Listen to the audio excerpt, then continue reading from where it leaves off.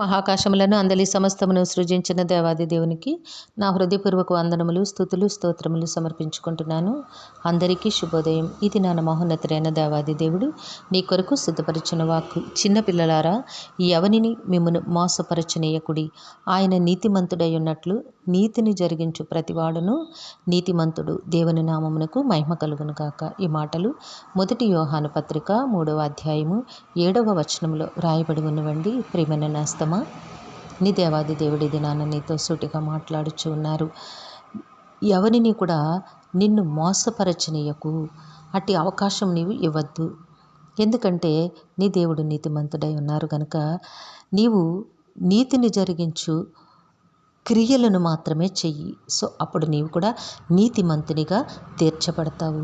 లేక నీతిమంతునిగా జీవిస్తూ జీవితంలో నేను అనేకమైన వాటిని కోల్పోతూ ఉన్నానని చింతిస్తూ ఉన్నావా నేస్తమా? నీకు ఆ చింత వలదు.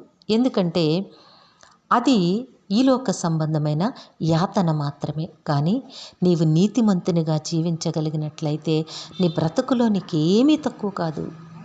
నీతిమంతునికి కలుగు ఆపదలు అనేకములు. వాటన్నిటిలో నుంచి యెహోవా వానిని తప్పించును. కనుక నీకు ఆపదొచ్చినప్పుడు నీవేమీ దుఃఖించకు, చింతించకు. ఆ ఆపద నుంచి తప్పించాల్సిన బాధ్యత నీ దేవునిదే. తప్పిస్తానని నీకు వాగ్దానం చేస్తూ ఉన్నారు. కాబట్టి నేస్తమా, నీవు నీతిని ఎన్నడూ విడిచిపెట్టుకు.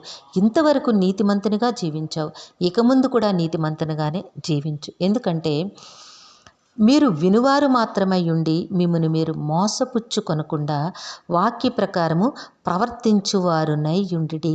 దేవుని నామమునకు మహిమ కలుగునుగాక. అయితే వాక్యము వింటూ ఉంటారు చాలామంది. దినమంతా వాక్యం వింటూనే ఉన్నాము. దేవుని మాటలతోనే మేము నడుస్తున్నాము, జీవిస్తూ ఉన్నాము, లేకపోతే ఏవేవో చేస్తూ ఉన్నాము అని చెప్తూ ఉంటారు.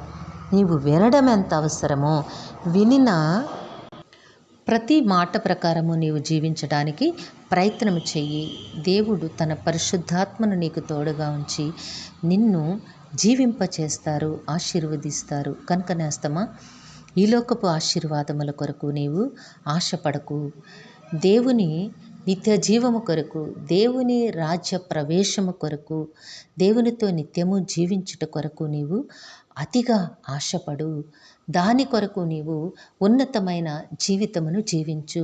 నీతిని ఎన్నడూ విడిచిపెట్టకు. దేవుడు ఇహమందును పరమందును అవసరమైన ప్రతి ఆశీర్వాదమును నీకు అనుగ్రహిస్తారు. నీ నీతిని మెచ్చి దేవుడు నిన్ను ఉన్నతమైన శిఖరముల యందు నిలువబెడతారు.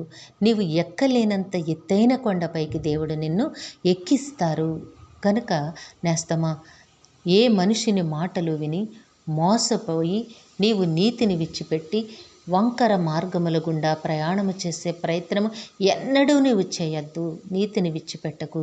దేవుడు తన మెండైన పరిపూర్ణమైన ఆశీర్వాదములతో నిన్ను నింపి జీవింపచేస్తారు. దేవుడు నిన్ను దీవించి ఆశీర్వదించునుగాక. ఆమెన్. ప్రార్థన చేసుకుందాము. కరుణావాత్సల్యత కలిగిన దేవా, మీ ఘనమైన నామమునకు, మీ పరిశుద్ధ పుణ్యపాదములకు సహస్రకోటి నమస్కారములు, స్తుతులు, స్తోత్రములు సమర్పించుకుంటున్నాము తండ్రి. మీ బిడ్డకు మీరు ఇచ్చిన వాక్కును బట్టి స్తుతులు సమర్పించుకుంటున్నాము. ఏ బిడ్డతో మీరు ఈ వాక్కునునైనా మాట్లాడి ఉన్నారో ఆ బిడ్డ జీవితంలోనైనా ప్రతి విధమైన శోధనల నుంచి విడుదల కలుగచేసి నాయన మేలులతో నాయన నింపి నీతిమంతునిగా జీవింపచేయమని మీ కాలు పట్టి వేడుకుంటూ ఉన్నాము. మా ప్రియులందరినీ, వారి కుటుంబములను మీ దివ్యహస్తములకు అప్పగించుకొంచున్నాము తండ్రి. అందరికీ కావలసిన ఆయురారోగ్యము, పరిపూర్ణమైన రక్షణ, దీర్ఘాయుష్షు నెమ్మదిని ప్రసాదించండి. మీ శాంతి సమాధానంతో జీవింపచేయండి నాయన. యవనస్తులకి సకాలంలో చక్కని ఉద్యోగములు, వివాహములు, గర్భఫలములు ప్రసాదించండి. ఈ దినము పుట్టినరోజు, వివాహ దినమోత్సవములు జరుపుకొంచిన బిడ్డలందరికీ మీ ఆశీస్సులు, దీర్ఘాయుష్ను అనుగ్రహించి మీ కృపలో జీవింపచేయండి నాయన. కనికరము కలిగిన దేవుడా, అనారోగ్యముతో ఉన్న వారికి నాయన విడుదలను కలుగచేసి నాయన ఆరోగ్యమును ప్రసాదించండి తండ్రి. ఇబ్బందులలో ఉన్న వారికి నాయన మీ ఆశీర్వాదమునిచ్చి నడిపించమని సమస్తమును మీ కృపాహస్తములకు అప్పగించుకుంటూ ఈ ప్రార్థన యేసయ్య నామములో అడిగి వేడుకొనుచున్నాము తండ్రి. ఆమెన్. ప్రేమ వాత్సల్యత కలిగిన దేవుడు మీ కుటుంబ జీవితంలో ఉన్నతమైన ఆశీర్వాదములను అనుగ్రహించి మిమ్మును ఆయన నామ మహిమ కొరకు జీవింపచేయునుగాక. Amen, amen, amen.